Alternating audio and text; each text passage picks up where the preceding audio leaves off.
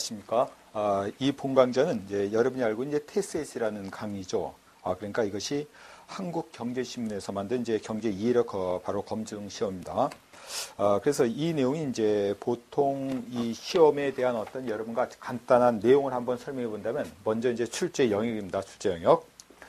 출제 영역을 본다면 이제 크게 역은 이제 경제 이론과 그리고 시사와 그리고 상황 판단에 관한 이런 식의 세 가지 유형의 문제가 출제됩니다. 우리 이제 거기에 대한 교재를 보시면 10페이지 그런 내용이 나오는데, 경제 이론의 내용은, 주된 내용은 바로 거기 기초 일반, 그리고 미시, 거시, 금융과 국제, 그리고 시사 경제 내용은 정치에 관한 거, 그러니까 정치에 관한 거 좀 통계 내용이 포함되어 있고, 그리고 상식, 그 중에서 이제 용어에 대한 상식, 그리고 경영에 관한 내용이 포함되어 있습니다. 그리고 상황 판단은 이제 자료 해석과 그리고 이슈 분석, 그리고 의사결정, 이런 세 가지 내용이 우리가 포함된 것이 상황 판단 또는 응용 복합이라고 하는 겁니다. 그래서 실질 문제를 본다면 이제 여기서 이 빨간 내용은 이제 이 문항수고, 문항수. 자, 20문제, 10문제. 그래서 이것이 30문제. 시사도 20문제, 10문제. 지시계가 20문제, 적용이 바로 10문제. 그래서 이것도 30문제. 그리고 상황 판단 20문제입니다. 그때 요 숫자는 이것은 이제 배점의 배점. 그러니까 20점 문제가 3문항. 바로 이제 20점 문제가, 다시 20문항이 3점짜리가 20문항. 그리고 4점짜리가 10개 문항. 그리고 마찬가지로 시사도 3점짜리가 20개 문항. 4점짜리가 10개 문항. 그래서 요거 하면 100점, 100점, 100점. 그래서 전체 이제 300점 만점이 되는 시험입니다.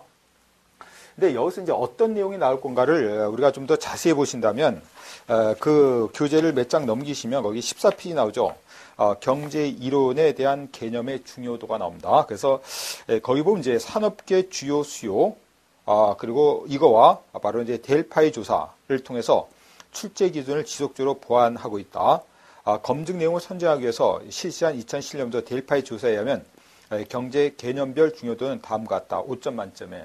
그래서 이런 내용이 이제 어떤 내용이, 이 내용은 어떤 내용 요소가 있는지, 그리고 그 중에서 어떤 것이 중요하게 많이 출제되는지를 알고 있는 그런 식의 어떤 통계 자료이기 때문에 여러분이 특히 공부할 때 뭐 이런 거를 이런 거에 의해서만 공부하는 게 아니지만 넓게 공부하지만 특히 여서 중요도가 4점이 넘는 거, 특히 이제 4.5 이상 넘는 건 여러분이 특히 그 문제가 출제된 바가 많고 출제될 가능성이 많기 때문에 특히 집중을 해야 되겠습니다. 그래서 거기 이제 몇 개 여러분과 지적해주면 이래요. 거기 이제 경제 기초 내용에서는 거기 희소성과 선택에 관한 문제, 그리고 거기 시장 경제, 가격 기구에 관한 문제. 이거 보면 알겠지만 문제가 나오면 그렇게 많이 나오고 있다는 겁니다.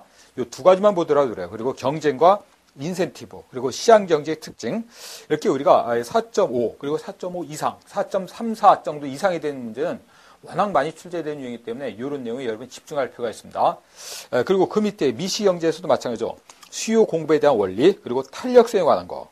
그리고 그 밑에 쭉 내려가서 기업에 관한 내용. 자, 이런 걸 여러분과 좀 집중해보자는 겁니다. 자, 다음에 오른쪽에 보면 거기 기회비용, 매몰비용, 회계비용. 자, 이런 것도 4.2분이 안 되지만 이것도 문제에서 자주 나오기 때문에 집중할 필요가 있고, 그 다음에 이제 상품시장과 경제에서 완정시장과 경쟁, 그리고 독점.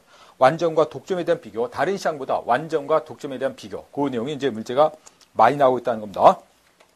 그 다음에 밑에 보면 이제 다른 시험에서 이렇게 많이 나오는 문제는 아니지만 특히 여기서 실제 어떤 우리가 일상생활과 밀접한 연관성이 있는 그런 식의 내용이 출제될 가능성이 많다는 것은 거의 보던 정보경제학 같은 거 있죠. 도덕적 해이와 그리고 역선택, 그리고 주인 대리 문제, 이런 것에 대한 문제, 그리고 그 밑에 바로 시장 실패에 관한 문제, 그런 것들이 유난히 많이 나오고 있습니다. 그리고 현재 우리가 여러 분야에서 문제가 되는, 특히 경제에서도 우리가 경제 성장의 발목을 잡을 수 있고 또는 경제 성장의 하나의 유인이 될 수 있는 그런 식의 문제가 환경 문제죠.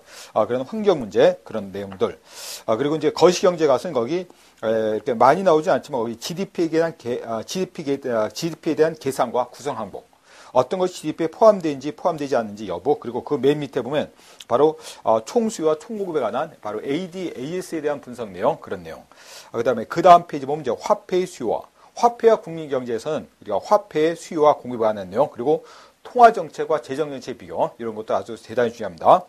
그리고 그 밑에 보면 이제 특히 실업과 인플레이션에 관한 내용, 이런 거. 하지만 이제 경제 성장 이런 건 별로 중요치 않다는 거죠. 실업과 인플레이션 이런 것들 우리가 직접적으로 우리가 체감하는 그런 식의 문제이기 때문에 그런 식의 어떤 현실적인 우리가 체감하는 그런 식의 문제에 대해서 문제가 많이 나오고 있다는 겁니다.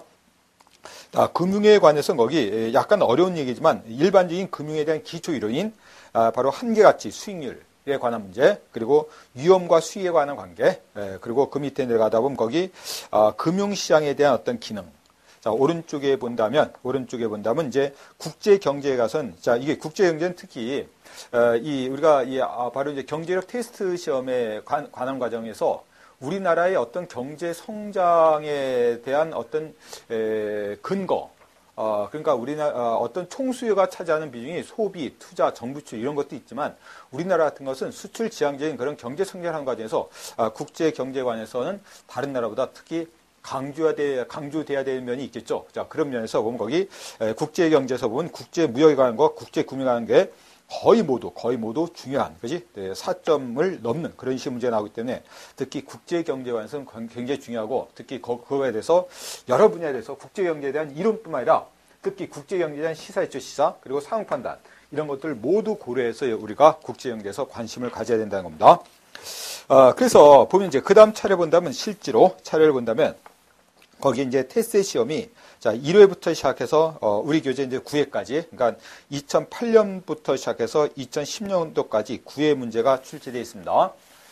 그래서 9회 문제 출제되는데 여러분과는 이제 이것이 전체적으로 9회 문제를 한 10회, 20회에 거쳐갖고 9회를 보통 20회라는 건 이제 50분. 근데 하다 보면요, 내용이 자꾸만 중복된 내용이 나오기 때문에 여러분과는 1회와 2회, 또는 2회. 우리가 강의를 하다 보면 이제 시간 조절을 하겠지만 1회, 2회는 이거는 한 3시간, 3회 정도 시간을 할애할 겁니다. 1회와 2회는. 자, 1회, 2회에서 우리가 했던 내용이 그 다음에 계속 반복돼서 나오기 때문에 여기서 한 번 한 내용은 그 다음에 3회, 4회 가면 똑같은 내용이 나오면 이론적 근거는 우리가 생략하고 바로 문제를 풀겠습니다. 그러니까 처음 나오는 내용은 여러분과 설명하는 과정에서 1회, 2회에서는 웬만한 기본적인 설명이 다 나올 겁니다. 그래서 1회, 2회는 시간을 많이 하라고, 그 다음부터는 대략 3회부터 우리가 9회까지는 이것은 한 회당 2회 정도씩 우리가 할애한다면 전체적으로 한 20회가 나올 겁니다.